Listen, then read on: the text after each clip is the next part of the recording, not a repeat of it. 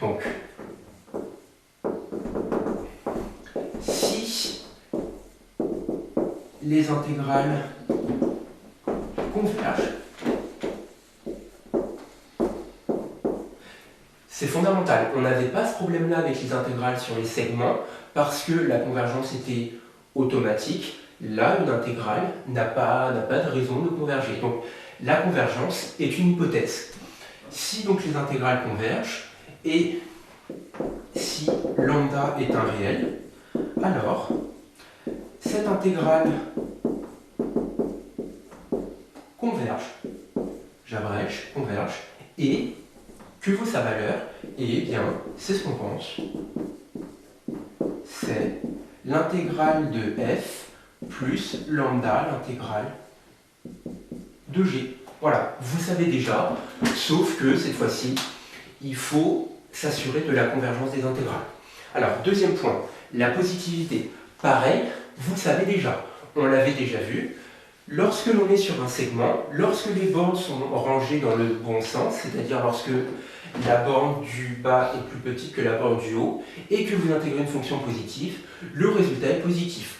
La conclusion, c'est exactement la même, sauf que, encore une fois, on a affaire à des intégrales impropres, il faut s'assurer de la convergence.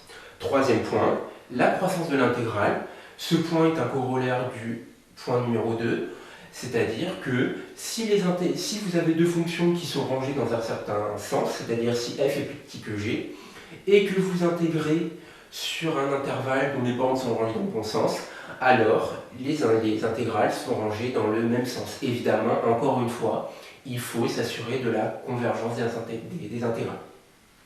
Et enfin, troisième point, la relation d'Ochal que vous connaissez, ça veut dire que quand vous intégrez sur un segment, eh bien, vous pouvez vous arrêter, vous casser l'intégrale à n'importe quel endroit.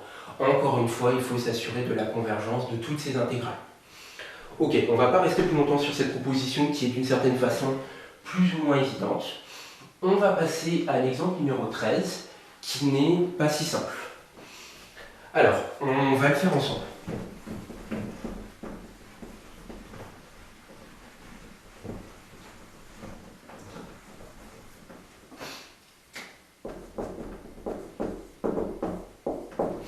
Alors, première question, on vous demande de vérifier qu'une fonction est décroissante sur R plus étoile. Alors, on va lui donner un nom à cette fonction. Pour montrer qu'une fonction est décroissante, on utilise la méthode usuelle. Il suffit de calculer sa dérivée et de montrer que la dérivée est négative. Alors, il y a plusieurs façons de dériver cette fonction. Bon, même si évidemment, toutes ces façons sont les mêmes. Alors, avant de reconnaître un quotient, quelque chose qui est de la forme u sur v, vous reconnaissez surtout l'inverse d'une fonction. Vous reconnaissez quelque chose qui est de la forme 1 sur u. Alors, première chose, f est dérivable sur R plus étoile comme l'inverse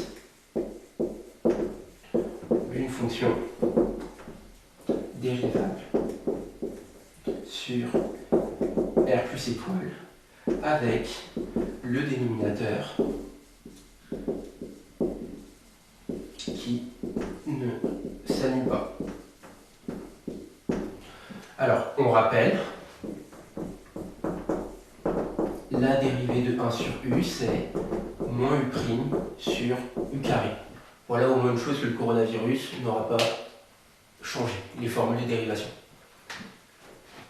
Du coup, f', donc pour tout t positif, qu'est-ce que c'est qu'f'?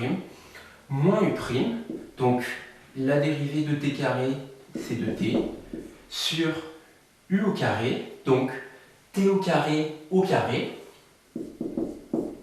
ça nous fait donc du t4. On rappelle que quand on a des exposants comme ça, en puissance, on les multiplie 2 fois 2, 4. Et donc, évidemment, on ne laisse pas ça, il y a une petite simplification. T divisé par T4, et une simplification, ça fait du T3. Et vous remarquez que cette quantité-là est bien négative. Deuxième méthode pour dériver cette fonction, qui est évidemment de façon la même que la première, on va retrouver le même résultat, et heureusement, du coup, on écrit f qui est de la forme t puissance moins 2. On l'a vu tout à l'heure, quand on a un exposant une puissance au dénominateur, quand on passe au numérateur, la puissance s'oppose. Et donc, f', qu'est-ce que c'est? C'est donc la dérivée de t puissance n, lorsque n est un entier relatif, c'est donc n, t puissance n moins 1. Donc, moins 2, t puissance moins 2 moins 1, donc moins 2, t puissance moins 3. Évidemment, on ne laisse pas un moins 3 comme ça, ça nous fait donc 8 moins 2 sur t3. Et donc, on a la même dérivée, heureusement. On continue. On va passer à la question 2. Alors, c'est la question probablement la plus intéressante. Alors, on va faire un dessin. Si on vous a fait prouver que la fonction elle est décroissante, ce n'est pas pour rien.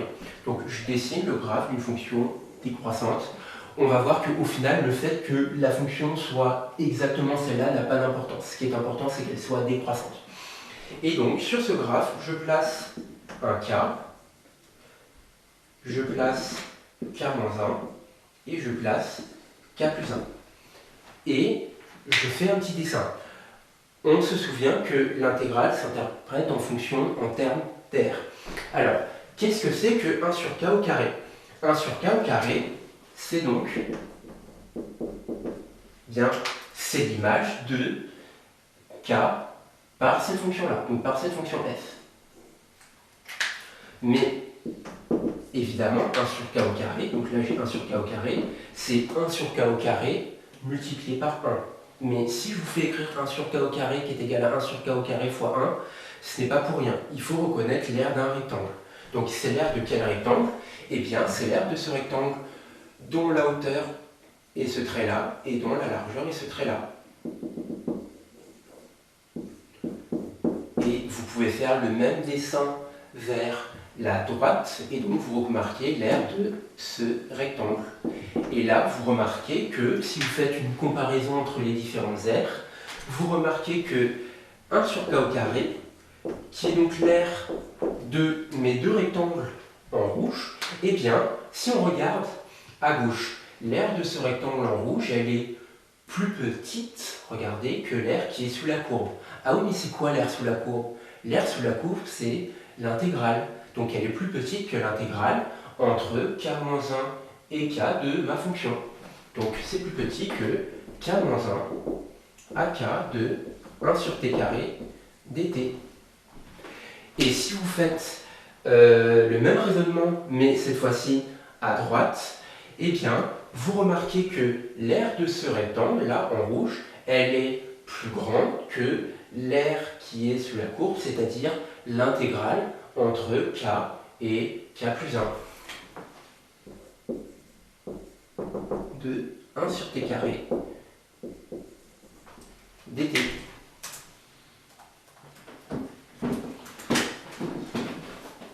Voilà pour cette question.